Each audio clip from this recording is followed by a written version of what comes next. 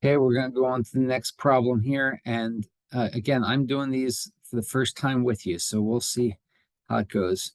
Uh, so this problem is a payroll register. So completing this activity will help you learn to calculate amounts related to payroll as a current liability. We're going to extract information from a data set using this Excel. Company A manufacturers custom-made machinery, assembly, painting, packaging, and shipping departments. So we have different payroll lists. The company employs 200 workers who earn hourly wages. Employees are paid weekly on Fridays. Great. Sheet looks like it'll kind of tell us because we know we're going to have to fill in these columns that are blank, right? So this is good. Okay, so number one, enter a formula to determine the base pay for the week for the employee in row 2. Okay, so base pay for the week. Okay, so base pay, 3 hours. So I think all they're looking for here is going to be 40 times the hourly rate.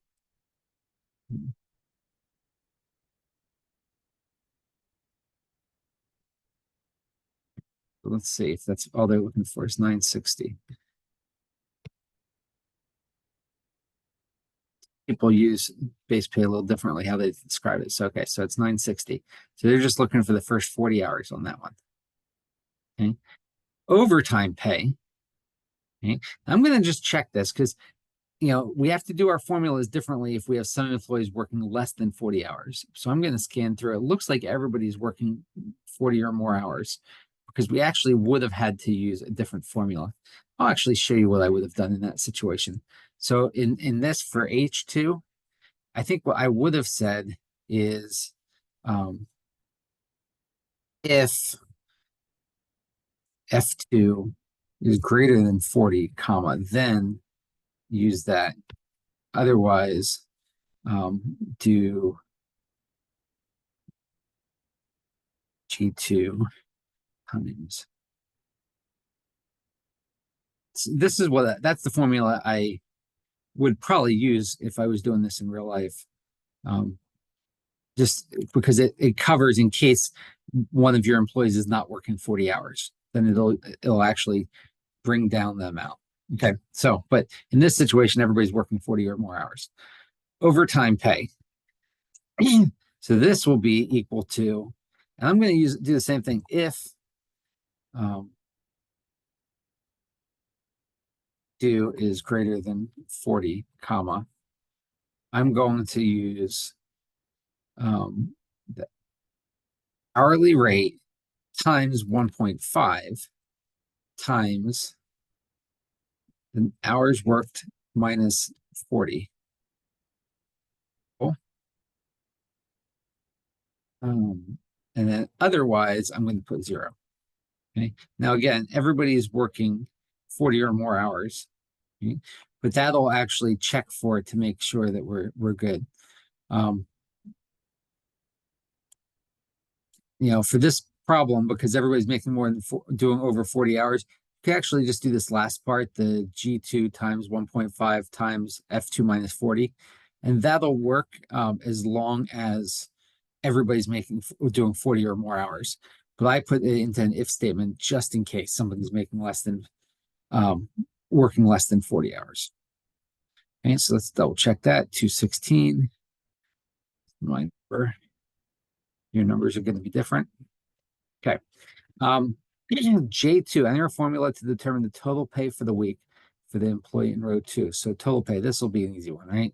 So equals base pay plus overtime pay. There you go, 1176.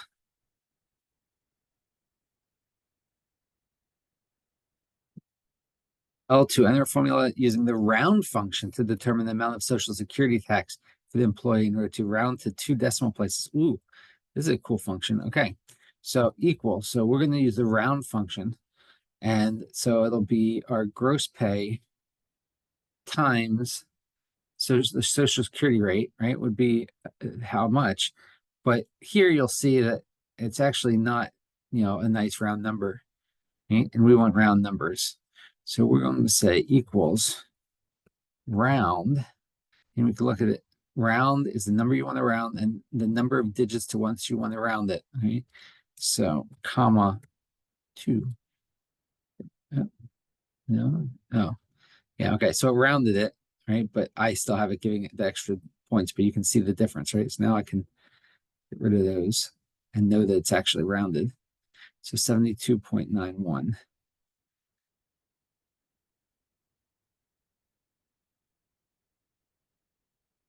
Okay, cool. In that one here, I'm just going to show you the difference.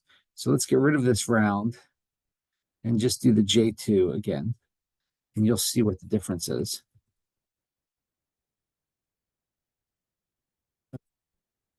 J2 times B2. Now, okay. And so if I were to copy this down, now, first of all, if I copy this, then you're going to get a bunch of zeros, right? And that's because I forgot to lock my B2. And so you have to make sure you put your little dollar sign by the 2.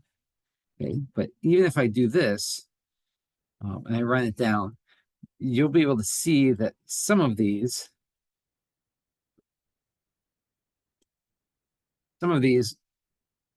that's funny. That's not doing that. It's really weird. Some of them are actually going to be bigger numbers and some where they would round up and some would round down. I guess I don't have to do all of them that way for you to get the point. So you can see like some of them, like this one here, 115.94. No, let's round up. Let's see. Where's a good example? Oh, yeah. Okay, 66.836, right? This one, if we're going to round it, it'll actually come out to 66.84 instead of 66.83, where some of them, this will be 59.52, right? So that's why we want to use the round function. So, okay, I'm going to put this in here now again. So we round it.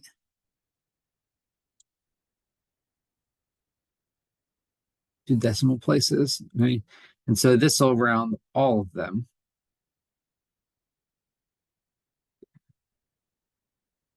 Just trying to see which one I'm going to keep an eye on. Okay, 66.836, right? Round it, and now it's 66.84 is what it rounds it to. Right, so this one's rounding up, whereas a lot of them are rounding down. Okay. Makes sense? It's so funny that won't let me do that now.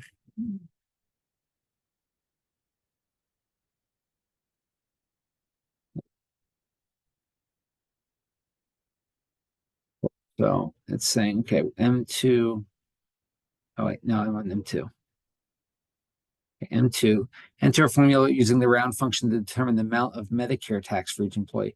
Okay, this one, we'll do the same thing. We equals round. Okay, we're taking our gross pay times our Medicare, right, comma 2. Right, same thing with the B3. We need to make sure we're locking that cell. There we go. Okay, so 17.05.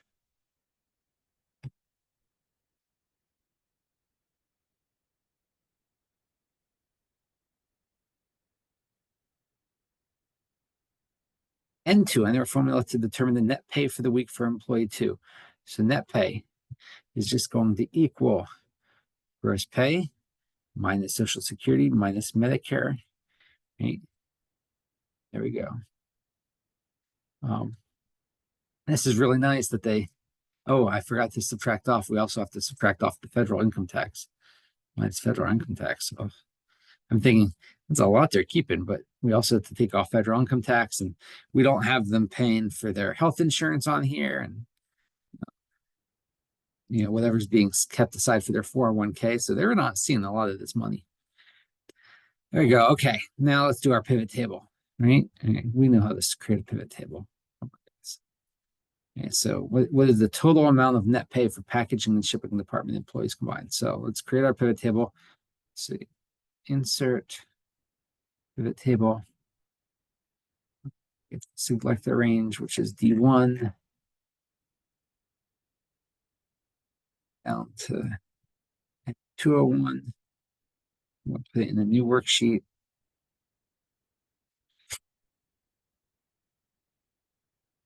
Okay. Total, we want the total amount of net pay. So we're looking for net pay and we're going to filter by packaging and shipping department employees. Okay. So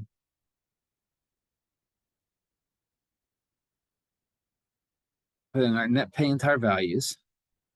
And we want to know our department. Okay. And we can filter this department by packaging and shipping. Okay. So there we go.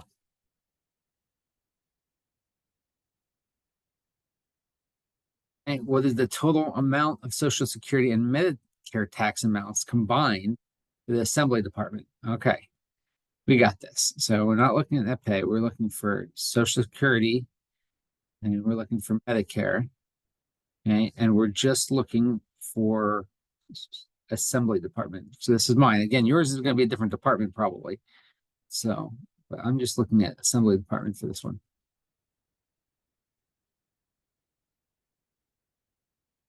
Looking for the total.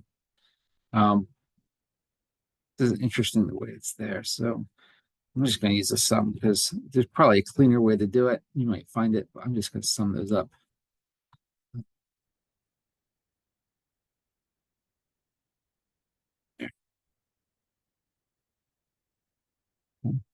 Let's see if there's a cleaner way. Let's see.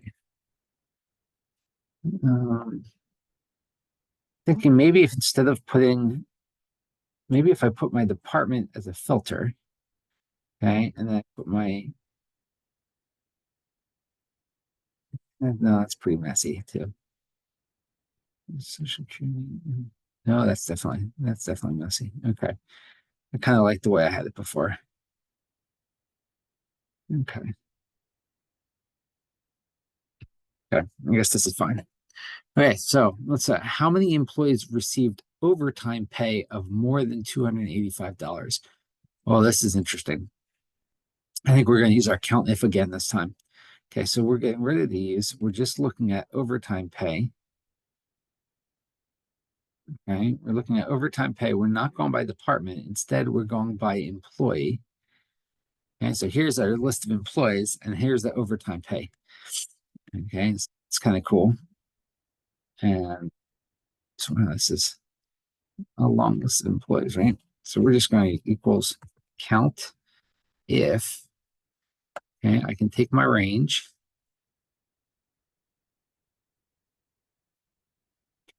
There we go. Comma, greater than, what did it say? 285, 285.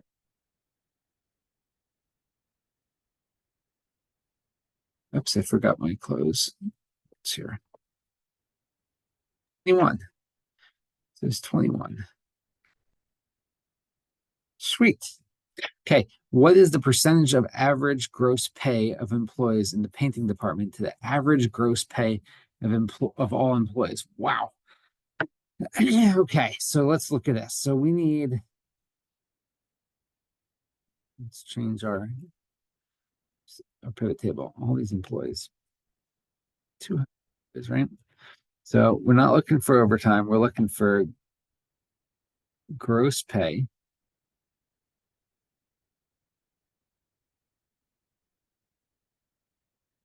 We're actually looking for, we're not looking for the sum. We're looking for the average. Okay, so average gross pay. And we're looking at in the department to all employees. Okay. So we don't actually don't need by name. Let's look at it by department. Let's get rid of this filter. Okay, so that's each department. Interesting thing is, I don't know if this is the average of the department averages or the average of all employees. So I'm going to actually create another.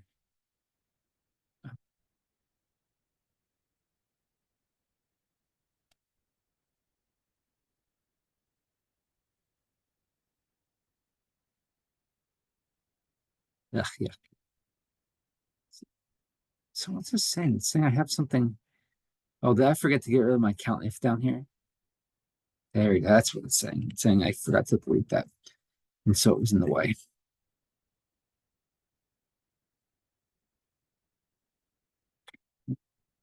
Let's do this. Average. So I can look now. It's still giving me by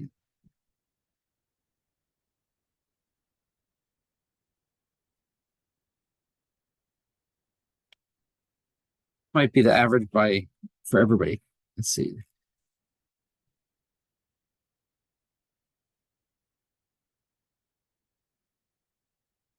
These and just look at them.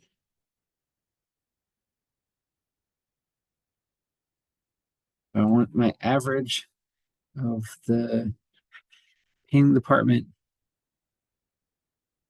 divided by the average of the total. Let's see. My worry is really just what the grand total means here. So okay, so 1%.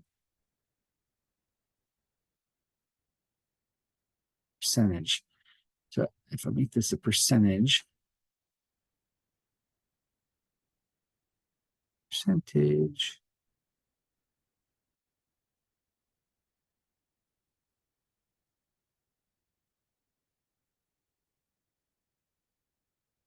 110.40.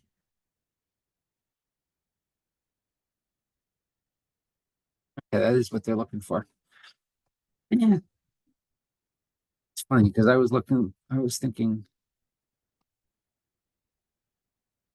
if I lumped them by department,